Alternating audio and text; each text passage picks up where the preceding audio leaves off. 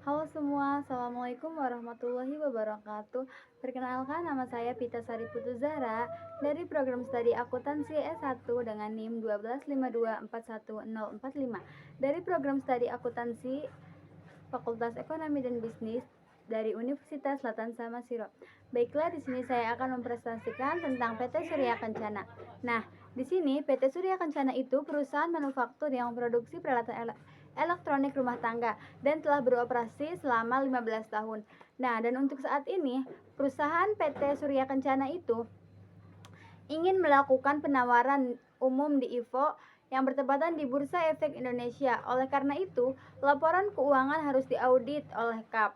Nah, pada kondisi awal audit, PT Surya Kencana ini baik-baik saja. Manajemen PT Surya Kencana telah menyiapkan laporan keuangan, laba rugi, laporan perubahan ekuitas, dan arus kas. Dan semua laporan juga telah sesuai dengan standar akuntansi keuangan. Tim audit juga telah melaksanakan audit sesuai dengan standar audit yang ada di Indonesia. Namun, selama masa melaksanakan audit, muncullah skenario-skenario dalam penyusunan audit seperti keraguan signifik dalam kelangsungan usaha. Seperti yang menganalisis keuangan bahwa PT Kencana Surya mengalami kerugian selama 2 tahun berturut-turut dan memiliki definisi modal kerja yang terus-menerus. Nah, selanjutnya kita ke pertanyaan konversasif.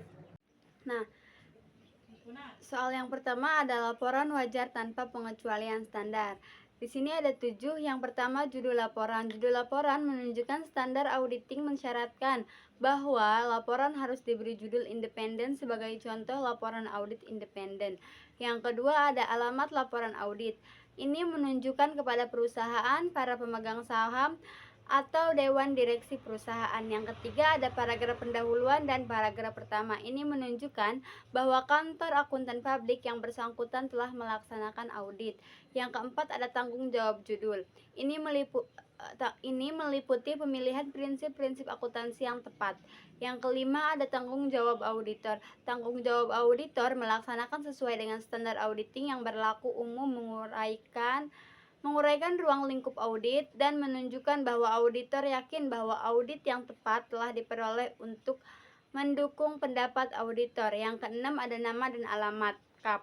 Biasanya mengidentifikasi nama kantor akuntan publik. Yang ketujuh, ada tanggal laporan audit. Biasanya mencantumkan ketika auditor menyelesaikan prosedur di lokasi pemeriksaan karena penting menandai hari terakhir tanggung jawab auditor untuk meninjau peristiwa penting yang terjadi setelah tanggal laporan keuangan. Pertanyaan kedua, ada pelaporan pengendalian internal. Ini menyajikan baik laporan keuangan maupun laporan manajemen tentang pengendalian internal atas pelaporan keuangan, meskipun laporan gabungan diizinkan. Nah, laporan terpisah tentang pengendalian internal atas laporan keuangan jauh lebih umum dan meliputi unsur-unsur berikut. Ada paragraf pendahuluan dan ruang lingkup. Paragraf pendahuluan dan pendapat juga mengacu pada kerangka kerja. Nah, laporan juga menyertakan paragraf sesudah paragraf ruang lingkup. Laporan ini juga ada yang menyertakan pada paragraf tambahan sebelum paragraf pendapat yang menyatakan keterbatasan. Nah, terus yang terakhir ada paragraf terakhir. Paragraf terakhir itu dari laporan menyertakan sebuah referensi silang ke laporan terpisah auditor tentang laporan keuangan. Pertanyaan selanjutnya atau pertanyaan yang ketiga, konsistensi aplikasi prinsip akuntansi. Nah, di sini prinsip-prinsip akuntansi yang berlaku umum mengharuskan bahwa perubahan prinsip akuntansi atau metode aplikasinya ke prinsip yang diinginkan serta sifat dan dampak perubahannya yang harus diungkapkan. Nah, di sini juga ada contoh-contoh perubahan yang berpengaruh terhadap konsistensi. Nah, yang pertama ada perubahan prinsip akuntansi seperti perubahan metode penilaian persediaan dari FIFO menjadi LIPO. Yang kedua ada perubahan entitas pelaporan seperti penambahan perusahaan baru dalam laporan keuangan gabungan. Yang ketiga ada koreksi kesalahan yang melibatkan prinsip-prinsip akuntansi, yaitu dengan mengubah prinsip akuntansi yang tidak berlaku umum menjadi prinsip akuntansi yang berlaku umum, termasuk koreksi kesalahan yang diakibatkannya. Nah, di sini juga ada yang perubahan yang mempengaruhi komparabilitas. Nah, yang pertama ada perubahan estimasi seperti penurunan umur, manfaat aset, atau tujuan penyusutan. Yang kedua ada koreksi kesalahan yang tidak melibatkan prinsip akuntansi seperti kesalahan matematis tahun sebelumnya. Yang ketiga ada variasi format dan penyajian informasi keuangan. Yang keempat ada perubahan yang terjadi akibat transaksi atau peristiwa yang sangat berbeda seperti usaha dalam riset dan pengembangan yang baru atau penjualan anak perusahaan. Lingkup audit. Nah, berikut ini contoh pembatasan yang disebabkan oleh situasi yang berada di luar kendali adalah penugasan audit belum disepakati hingga setelah akhir periode keuangan klien. Nah, berikutnya soal nomor 7, penyikapan dari GAAP. Nah, sebagai contoh, jika klien bersikeras menggunakan biaya pengganti untuk aset tetapnya untuk menilai persediaannya pada harga jual ketimbang biaya historis, sebagaimana diharuskan oleh prinsip akuntansi yang berlaku umum, maka diperlakukan penyimpanan dari laporan wajar tanpa pengecualian. Apabila prinsip-prinsip akuntansi yang berlaku umum di AS atau International Financial Reporting Standard diterapkan dalam konteks ini, maka pertimbangan auditor atas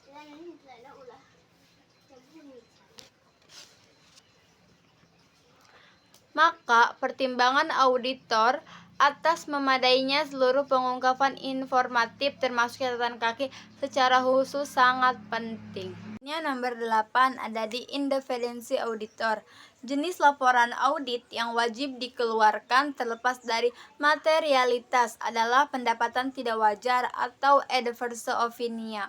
Dan persyaratan independensi ini begitu ketat karena pentingnya. Independensi adalah peraturan perilaku yang pertama. Independence sebagai hal yang terdiri dari dua komponen. Yang pertama ada independensi dalam penampilan dan independensi dalam berpikir. Nah, dan independensi dalam berpikir adalah mencerminkan pikiran auditor yang memungkinkan audit dilaksanakan dengan sikap yang tidak biasa. Nah, selanjutnya independensi dalam penampilan adalah hasil interpretasi lain atas independensi ini. Bila auditor independen dalam faktor atau pemakaian yakin bahwa mereka menjadi penasehat utama pelayanan, sebagian besar nilai dan fungsi audit telah hilang. Dalam kasus ini, laporan audit akan disusun dengan menyatakan bahwa laporan keuangan tidak disajikan secara wajar. Selanjutnya ada di nomor 9, proses pengambilan keputusan auditor dan materialitas. Nah, materialitas adalah pertimbangan penting dalam menentukan jenis laporan yang tepat untuk diterbitkan dalam situasi tertentu. Sebagai contoh, jika salah saji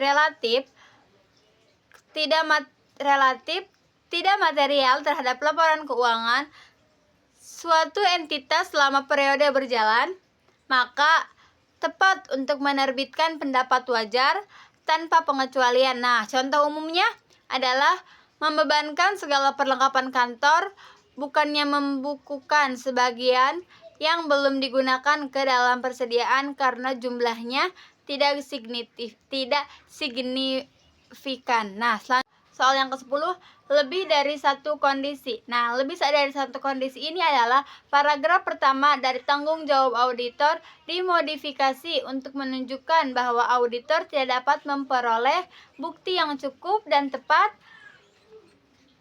demi menyatakan pendapat audit. Nah, dua paragraf terakhir dari tanggung jawab auditor yang dimasukkan ke laporan audit standar tanpa pengecualian dihapus untuk menghindari dan menyatakan sesuatu yang dapat membuat para pembaca yakin bahwa bagian lain dari laporan keuangan tersebut. Nah, terima kasih. Mungkin hanya ini yang bisa saya presentasikan dari studi kasus PT Kencana. Dari PT Surya Kencana, kurang dan lebihnya mohon maaf. Wassalamualaikum warahmatullahi wabarakatuh.